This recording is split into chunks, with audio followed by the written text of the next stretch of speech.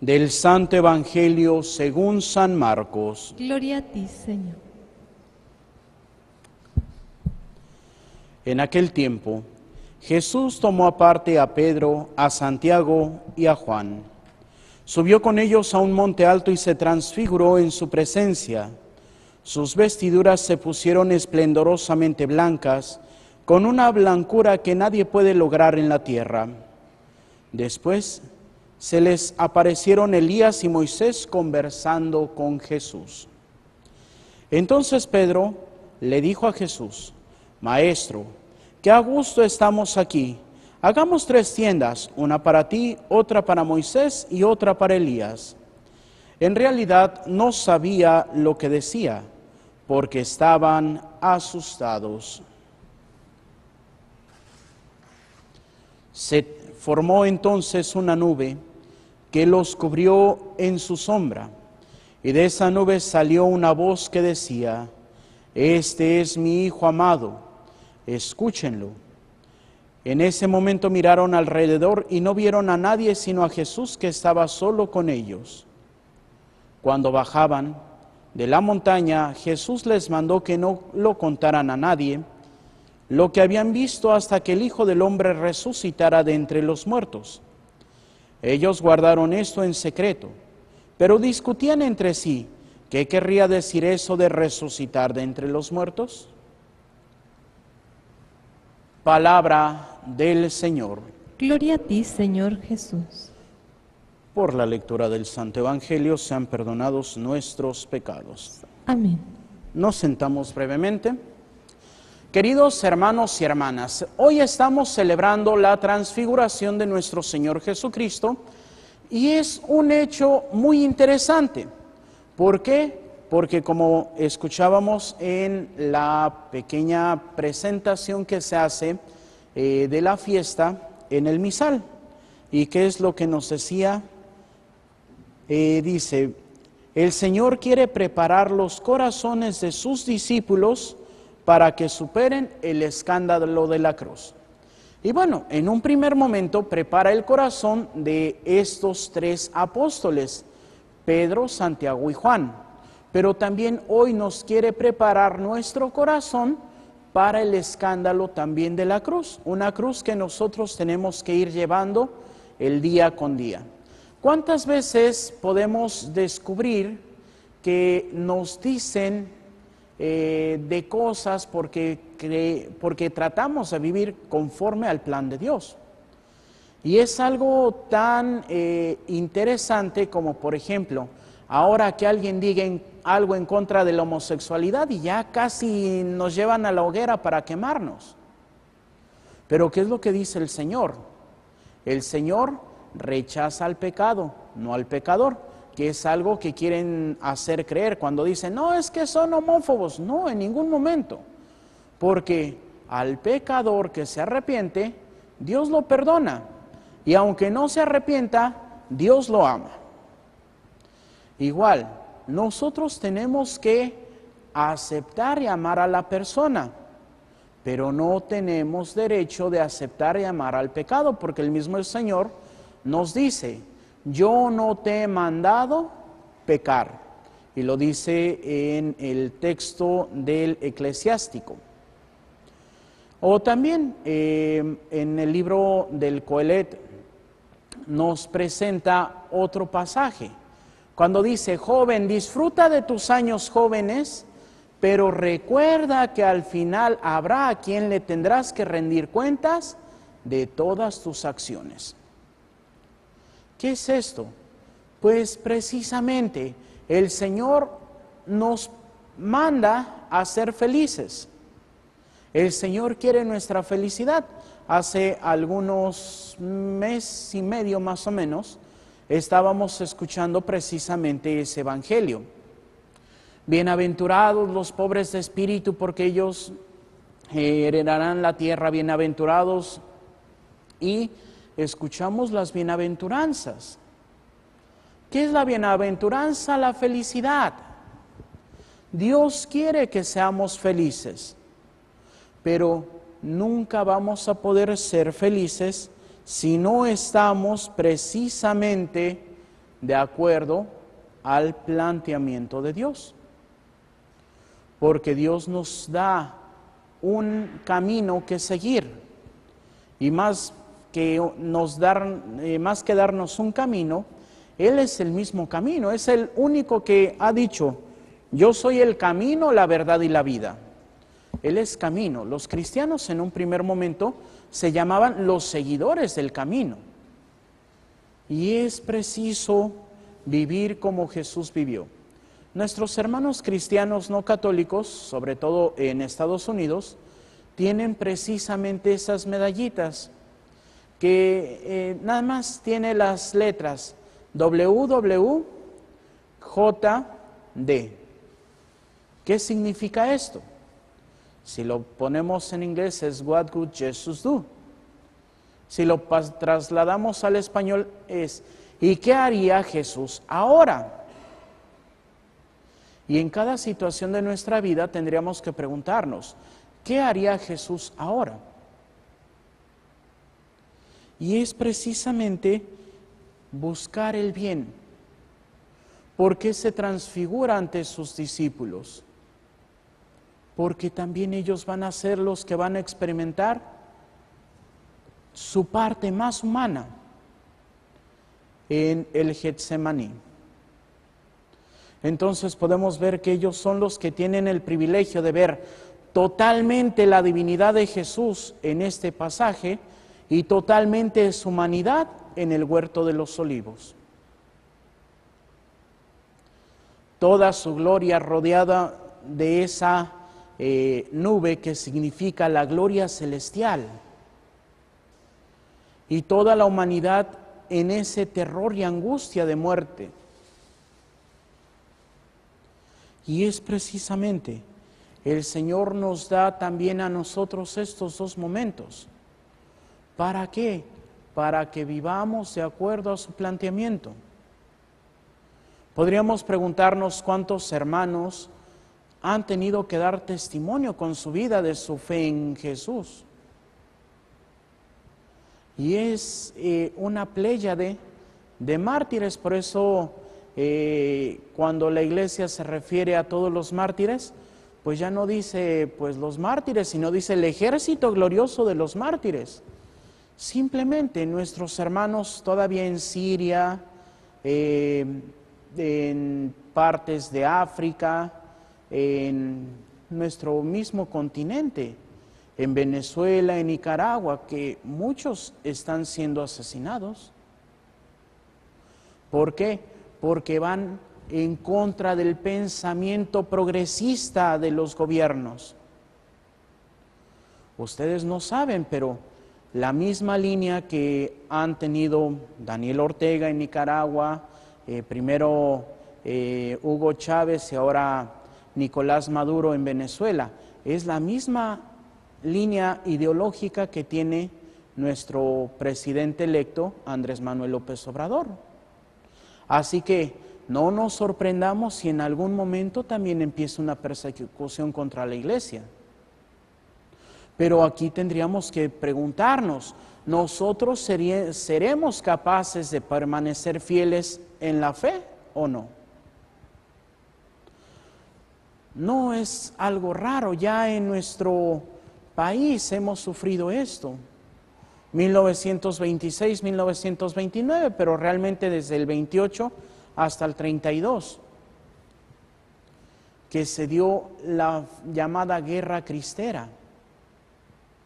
Y si hoy tenemos 28 mártires cristeros, pues es gracias a que permanecieron fieles.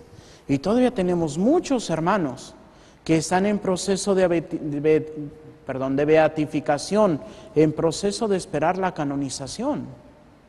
Uno de los más famosos que todavía no se ha hecho santo, el padre Pro, jesuita, que le toca tenerse que vestir de obrero, de músico, de todo. ¿Para qué? Para poder llegar a celebrar clandestinamente la Santa Misa en la casa de sobre todo de las señoras nobles. ¿Y cuántos hombres y mujeres no dieron su vida? Inclusive jovencitos, el más pequeño canonizado por esta guerra cristera, 15 años, San José Luis Sánchez del Río. Y el que lo mata, su padrino de bautizo. Y su padrino: Joselito, renuncia a tu fe. Y Joselito: padrino, mátame porque yo no puedo renunciar a mi fe. Y ahora lo llamamos el niño de Zaguayo. En 1521, todavía muchísimo tiempo antes, la primera ola de evangelización con los padres franciscanos, que llegaron 12 y por ahí se les dio el mote de los 12 apóstoles. Y pues bueno, Cristóbal, Antonio y Juan, 15, 13 y 11 años, muertos por su fe. Y Cristóbal, que es el lidercito de los tres, de 15 años, muerto a manos de su padre, porque estaba dejando la tradición familiar y los dioses familiares. ¿Y qué es lo que viene a suceder ahora, casi 500 años después? Lo que se radicó con la aparición de nuestra Madre Santísima en el Cerro del Tepeyac, lo volvemos a traer. ¿Cómo se presenta la Virgen de Guadalupe?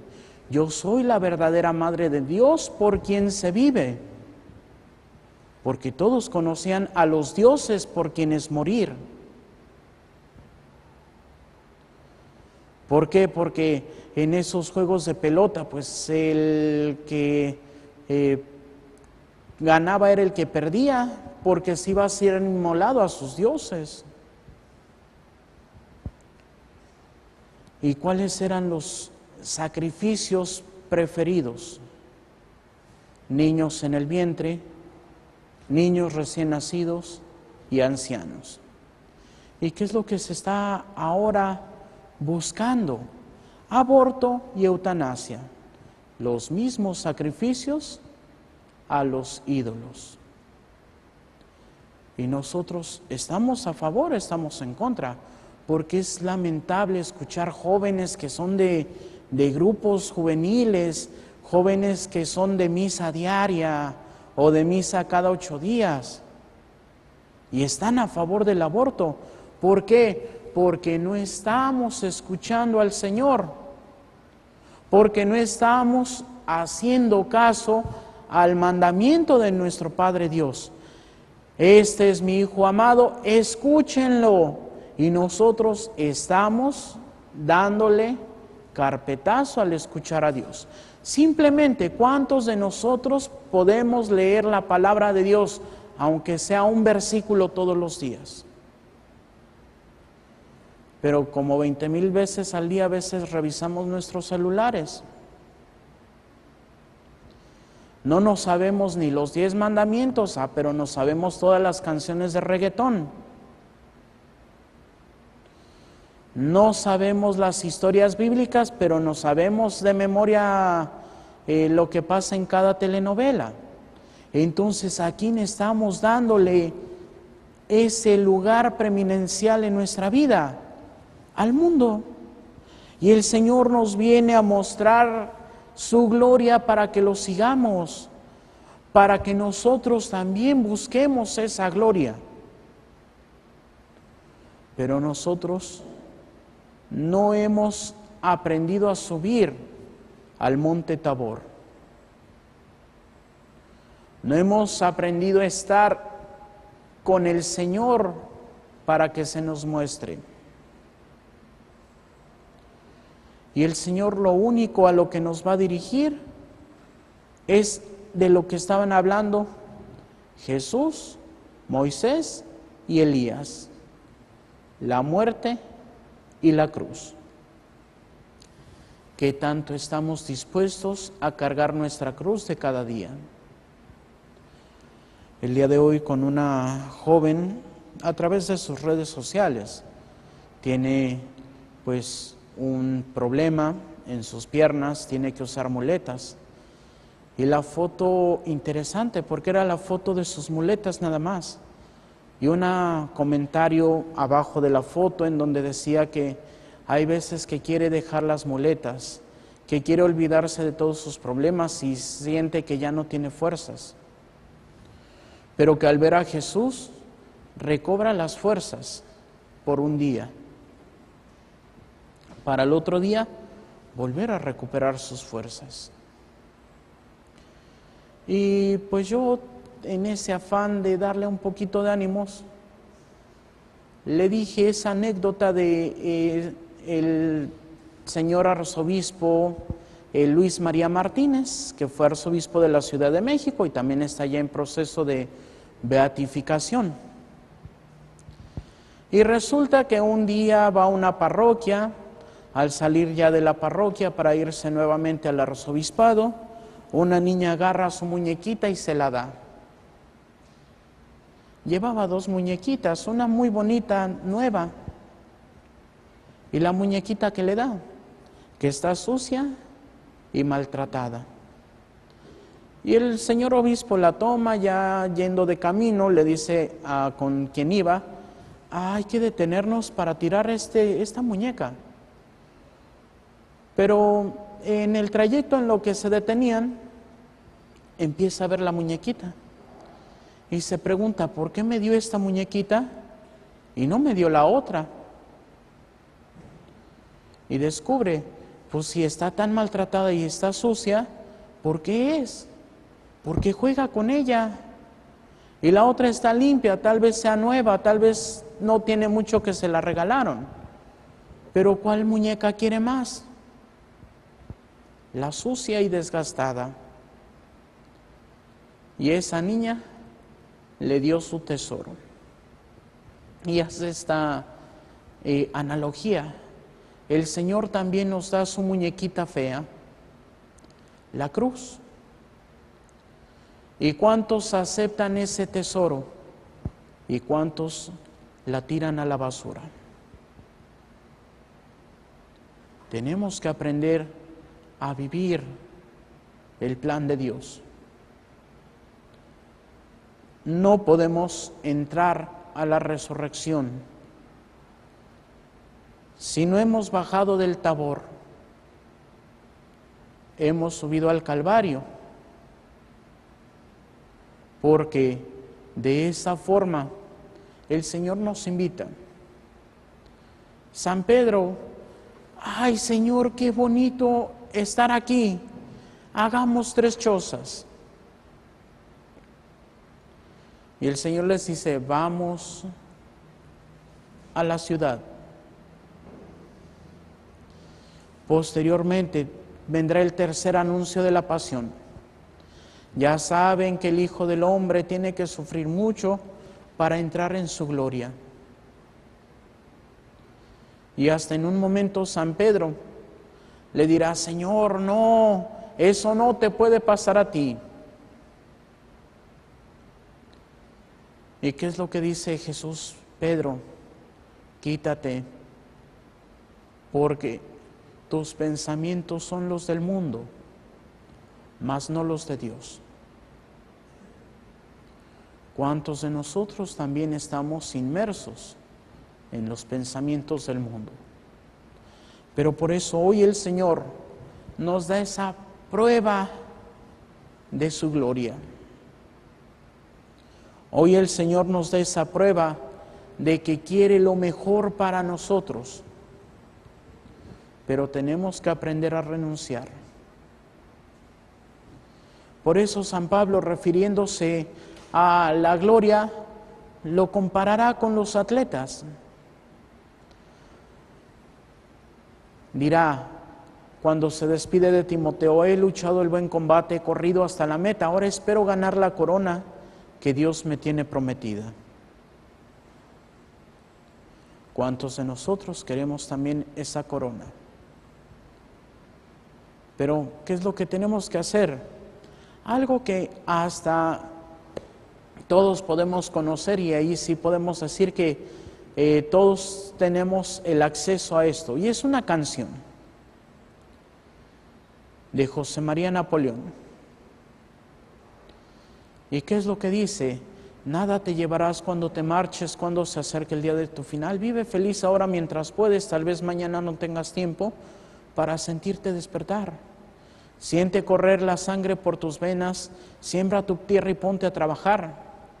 Vive feliz, deja volar libre tu pensamiento, deja el rencor para otro tiempo y echa tu barca a navegar. Y el famoso coro, abre tus brazos fuertes a la vida, no dejes nada a la deriva, del cielo nada te caerá. Y es cierto, es el esfuerzo. ¿Y para qué?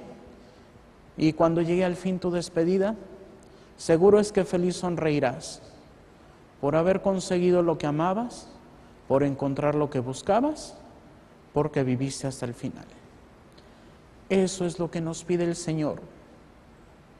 Pero todo hacerlo de acuerdo a su santa voluntad. Difícil es, pero no es imposible. ¿Nos va a costar a veces mucho trabajo? Sí, pero el Señor siempre nos va a dar más de lo que nosotros le podemos ofrecer.